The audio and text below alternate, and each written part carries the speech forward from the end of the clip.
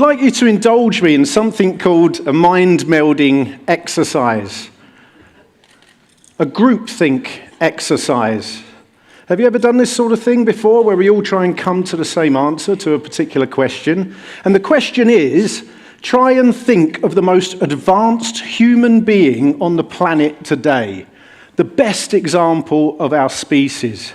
If we were to meet aliens, this is the person that we'd send to represent the human race. So let's see if we can all come to the same consensus. See who comes up. Amazing, Jocelyn Brewer. Now, while Jocelyn is the most intelligent and advanced of our species, she's got a bit of a right hook on her as well, so I better be careful, because it's about to get worse. While she uses her logic and her advanced Homo sapiens brain to make decisions, she has a little secret. And that little secret is that she still thinks, acts, and largely makes decisions like a cave woman.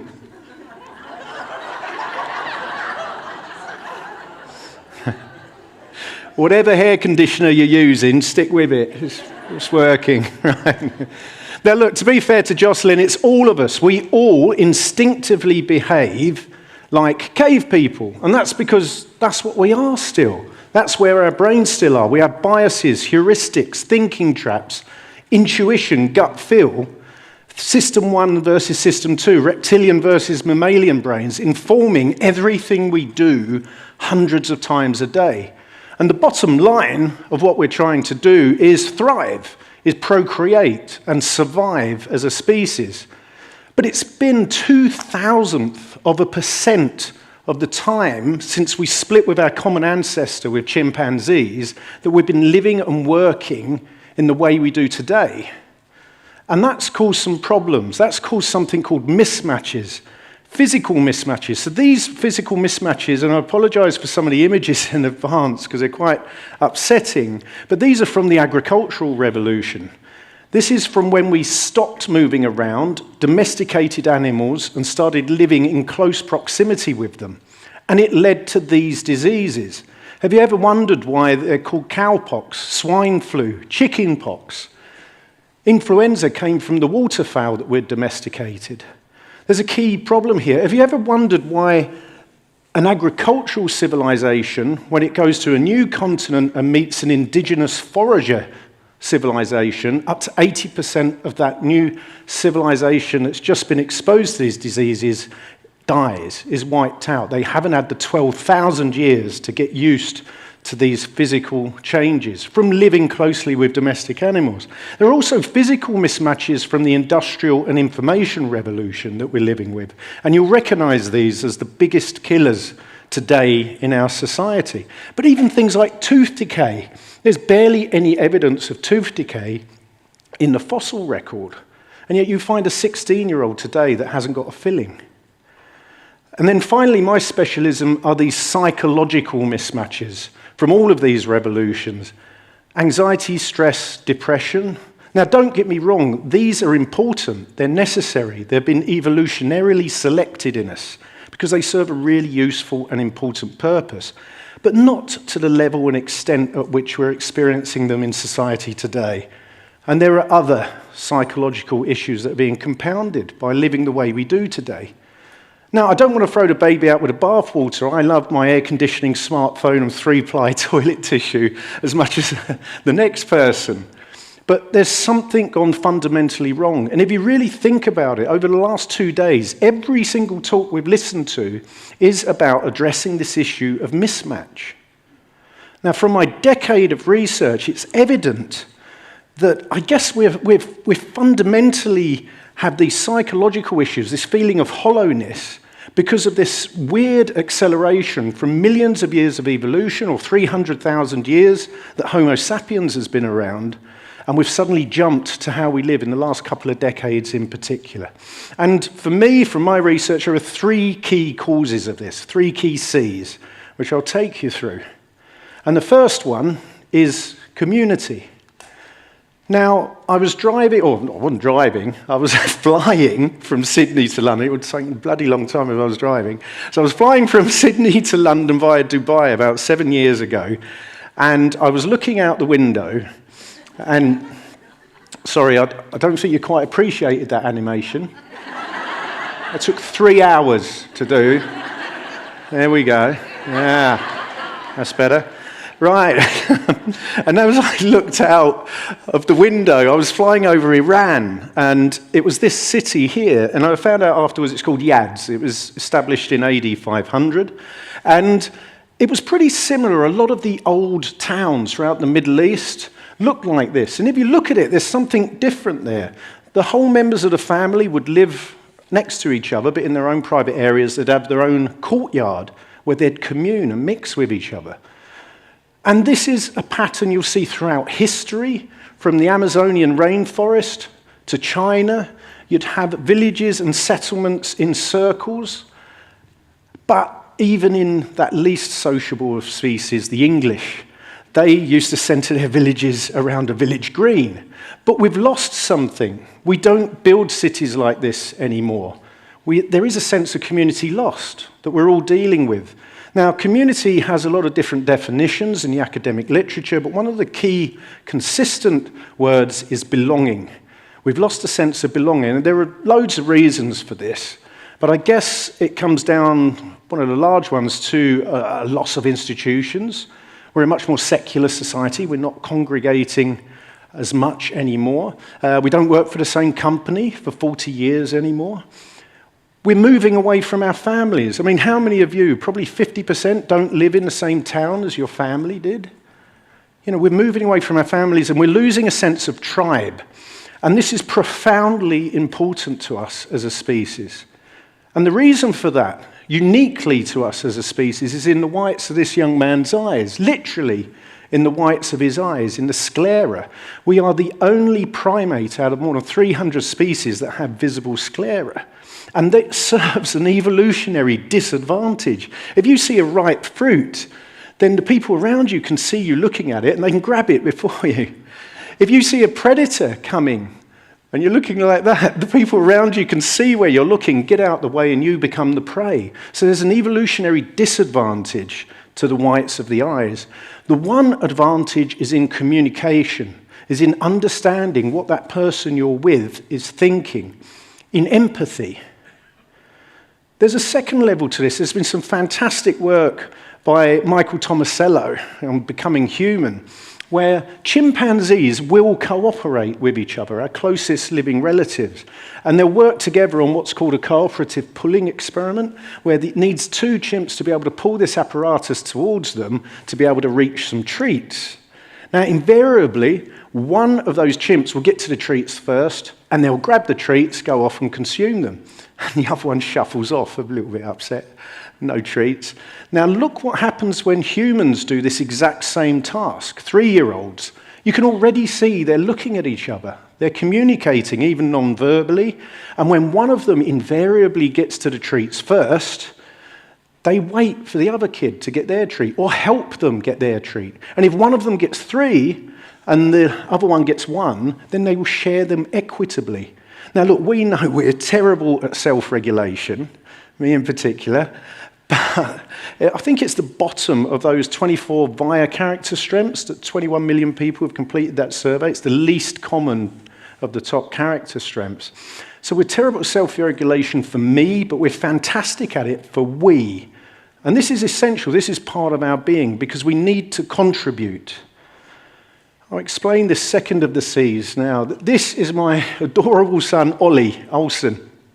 A year ago when he was 4, we were getting ready. You know what it's like when you're getting ready to go to school, do the school run, go to work, had to take Ollie swimming, his older brother Hudson, we had to take him to school. Have I fed the dog? Where's your shoes? We're out the door, we've got 2 cars, we've got 3 mortgages, we're running around, and then where's Ollie? And we heard a clatter in the kitchen.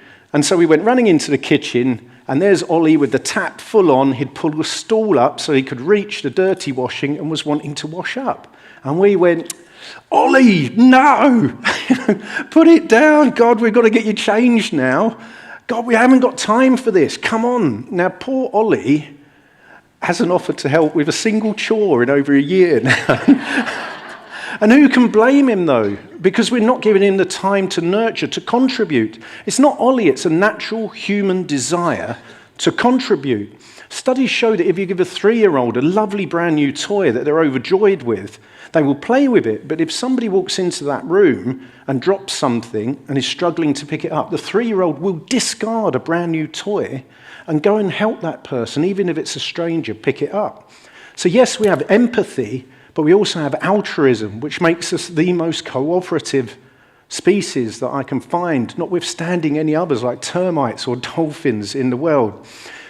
This fella here is a lovely guy. He's called Manuel. He was born, I was chatting to him 3 weeks ago in Catherine. He was born in the bush in Catherine. He's an elder. He works for Top Dig Cultural Experience. And he was saying to me, I don't know how old I am. And I said, well, that must mess with your brain. He says, nah, it doesn't matter really. When I grew whiskers, that's when it was time for me to hang out with my dad more, to go hunting with the rest of the adults. It was the same for the girls. When they hit puberty, they hung out with the adults. Now, what really struck me about what he was telling me was that when our kids become adolescents or teens, we kind of segregate them a bit more. We split them right at the time when they need peers, such as adults, to start to learn how to emulate, how to contribute to their society. Kids, teens are often called antisocial. It took me ages to set this photo up. So. But they're not. They're the exact opposite. Children, teenagers are hypersocial. They're observing everything around them, finding their place in society, seeing what they can contribute. And right at the time when they need adults to learn from and to emulate and to become like, we take ourselves away. We segregate them largely. Now, Mitch Prinstein's done some fantastic work on popularity. You may have heard of this. And he said there's 2 kinds that teens crave. There's likability, which you earn. You earn by being nice, by contributing. And then there's status. And this you get, maybe you developed physically a little bit earlier. Maybe you're a bit richer, you've got all the best stuff. Maybe you're a bit of a bully, you put other people down. You've got status.